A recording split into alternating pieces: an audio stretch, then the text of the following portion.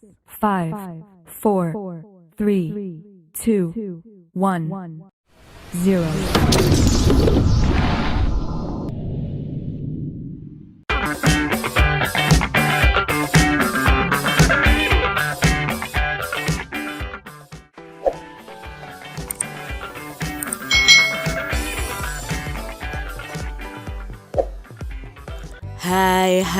Hai. Selamat datang di channel YouTube Kak Citra. Apa kabar nih adik-adik semuanya?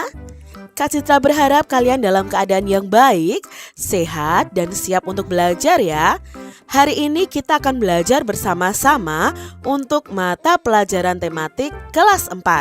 Kita belajar di tema 5, pahlawanku, subtema 2, pahlawanku, kebanggaanku, pembelajaran yang ketiga. Mari adik-adik kita belajar dengan penuh semangat ya. Indonesia memiliki pahlawan yang sangat membanggakan. Mereka berjuang untuk membantu orang lain. Kira-kira pahlawan siapa ya hari ini yang akan kita pelajari? Yuk kita cari tahu bersama-sama. Kamu sudah belajar tentang memar. Sekarang kamu akan belajar tentang cedera luka dan lepuh. Kamu akan dapat menolong teman atau mereka yang membutuhkan. Nah adik-adik, kemarin kita sudah belajar bagaimana mengobati luka memar. Nah sekarang kita akan belajar mengobati cedera luka dan lepuh.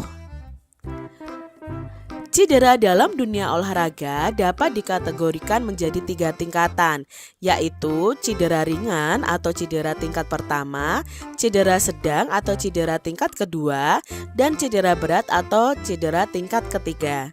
Dengan memiliki pengetahuan tentang cedera dapat berguna untuk mempelajari cara terjadinya cedera, mengobati atau menolong atau menanggulangi atau kuratif, serta tindakan pencegahan atau preventif. Sekarang kita belajar tentang cedera luka. Nah, luka didefinisikan sebagai suatu ketidaksinambungan dari kulit dan jaringan di bawahnya yang mengakibatkan pendarahan yang kemudian dapat mengalami infeksi. Luka dapat dibagi menjadi 2, yaitu luka lecet dan luka lepuh. Nah sekarang luka lecet atau abrasi, yaitu cedera goresan pada kulit. Lalu bagaimana cara mengobatinya? Pertama, bersihkan bagian yang terluka dengan sabun antiseptik. Tekan perlahan bagian luka dengan perban atau kain bersih. Berikutnya, oleskan bagian luka dengan krim antiseptik. Nah, itu cara mengatasi luka lecet. Sekarang bagaimana mengatasi luka lepuh? Nah, adik-adik, lepuh adalah cedera gesekan pada kulit. Seluruh tubuh mempunyai kemungkinan besar untuk mengalami luka karena setiap perenang akan melakukan kontak langsung pada saat latihan dan bisa juga karena peralatan yang dipakai. Bagaimana mengatasi atau mengobati luka lepuh ini? Pertama, dinginkan bagian yang lepuh dengan air bersih adik-adik. Bersihkan dan keringkan bagian yang lepuh. Balut longgar dengan perban. Jangan mengompres luka bakar dengan es karena dapat merusak kulit dan memperburuk cedera. Itu kalau kalian mengobati luka lepuh yang contohnya itu terkena air panas seperti itu adik-adik. Selain membantu orang lain, kerjasama adalah hal baik yang harus kita lakukan dalam kehidupan sehari-hari. Kini saatnya adik-adik akan belajar bekerja sama untuk membuat lup atau kaca pembesar. Nah, kaca pembesar ini dapat digunakan untuk melihat objek yang sangat kecil. Misalnya untuk membantu pekerjaan tukang jam ya. Kalian pasti sudah pernah melihat lup ya dari kaca, lalu membuat tulisan menjadi lebih besar, membuat benda kecil terlihat lebih besar seperti itu. Nah adik-adik, cara membuat lup atau kaca pembesar sederhana. Kalian bisa membuat loop ini dengan benda-benda yang ada di sekitar kita. Contohnya yang pertama ada kantong plastik bening atau botol bening dengan permukaan rata, atau bisa juga dengan bolam adik-adik ya, bolam yang sudah kosong yang sudah tidak terpakai. Lalu diisi air, lalu kalian siapkan kertas dengan tulisan yang kecil-kecil sekali. Nah, isi kantong plastik, botol bening atau bolam ya, bolam dengan air, ikat kantong plastik dan letakkan kertas di bawah kantong plastik. Bandingkan tulisan asli dengan tulisan yang terlihat dari plastik. Lalu kalian bisa ulangi dengan kantong plastik yang berukuran lebih besar lagi atau lebih kecil lagi dan bandingkan hasilnya.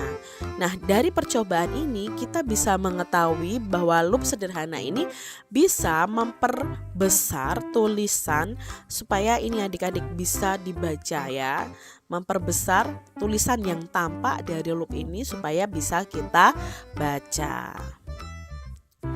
Apa perbedaan antara tulisan asli dan tulisan yang terlihat dari plastiknya? Tentu ada perbedaan adik-adik. Tulisan asli ukurannya sama, sedangkan tulisan yang dilihat dari plastik itu lebih besar dan lebih jelas biasanya. Mengapa perbedaan itu bisa terjadi? Ya karena salah satu sifat cahaya adalah dibiaskan. Apabila cahaya merambat dari zat yang kurang rapat yaitu udara ke zat yang lebih rapat yaitu air, cahaya akan dibiaskan mendekati garis normal sehingga tulisan yang dilihat dengan loop akan terlihat lebih besar. Apa kesimpulan yang dapat kita temukan dari percobaan ini? Nah, kesimpulannya adalah kita bisa membuktikan melihat benda kecil dengan menggunakan mikroskop atau loop itu berarti kita sudah melakukan percobaan pembiasan cahaya. Seperti itu adik-adik. Kamu sudah belajar tentang Sultan Hasanuddin dan nilai-nilai kepahlawanannya. Kamu sekarang akan belajar nilai-nilai kepahlawanan dari Sultan Mataram yaitu Sultan Agung. Nah, Sultan Agung ini memiliki peninggalan dalam bidang budaya yaitu seni dan kalender Jawa. Peninggalan beliau itu mewarnai budaya masyarakat Jawa. Jadi kemarin kita sudah belajar tentang Sultan Hasanuddin. Sekarang kita akan belajar tentang Sultan Mataram yaitu Sultan Agung. Nah, siapa sih Sultan Agung ini? Nah, dalam bacaan ini ada Sultan Agung, Sultan Besar. Sultan Agung adalah salah satu raja terkenal yang hidup pada masa Islam. Beliau adalah Raja Mataram. Sultan Agung memerintah pada tahun 1613 sampai 1645. Tentunya adik-adik dan Kak Citra belum lahir ya pada tahun ini ya. Di bawah kepemimpinannya, Mataram berkembang menjadi kerajaan terbesar di Jawa dan Nusantara pada saat itu. Selain dikenal gigih melawan Belanda, Sultan Agung juga diketahui sebagai budayawan. Sultan Agung memberi perhatian besar pada kebudayaan Mataram. Beliau memadukan kalender Hijriah yang dipakai di pesisir utara dengan kalender Saka yang masih dipakai di pedalaman. Sultan Agung juga dikenal dengan penulis naskah sastra gending. Sultan Agung menetapkan bahasa Bagongan sebagai bahasa yang harus digunakan oleh bangsawan dan pejabat di lingkungan keraton untuk menghilangkan kesenjangan. Jadi apa yang akan kita ketahui tentang Sultan Agung? Sultan Agung adalah salah satu raja terkenal yang hidup di masa penyebaran agama Islam. Ia adalah Raja Mataram dan Sultan Agung ini memerintah pada tahun 1613 sampai 1645. Lalu Sultan Agung ini ya nama lengkapnya adalah Sultan Agung Adi Prabu Hanyokrokusumo. Itu dilahirkan di Kota Gede, Kesultanan Mataram pada tahun 1593, beliau meninggal di Karta Pleret, Bantul, Kesultanan Mataram pada tahun 1645. Lah beliau ini merupakan sultan ketiga dari Kesultanan Mataram yang memerintahnya itu pada tahun 1613 sampai 1645. Di bawah kepemimpinannya ini, Mataram itu berkembang menjadi kerajaan terbesar di Jawa dan Nusantara. Pada saat itu, atas jasa-jasanya sebagai pejuang dan budayawan, Sultan Agung ini ditetapkan sebagai pahlawan nasional Indonesia berdasarkan keputusan Bangsa Indonesia nomor 106/TK/1975 pada tanggal 3 November 1975.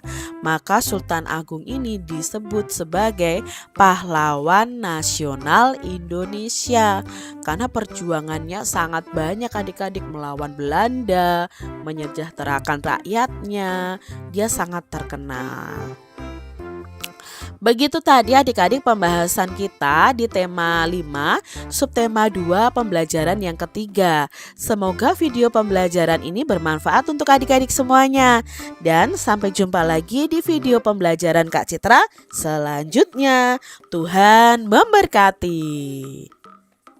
Jangan lupa tekan tombol subscribe, lalu tekan loncengnya, tekan juga tombol like, lalu share ke media sosial kalian.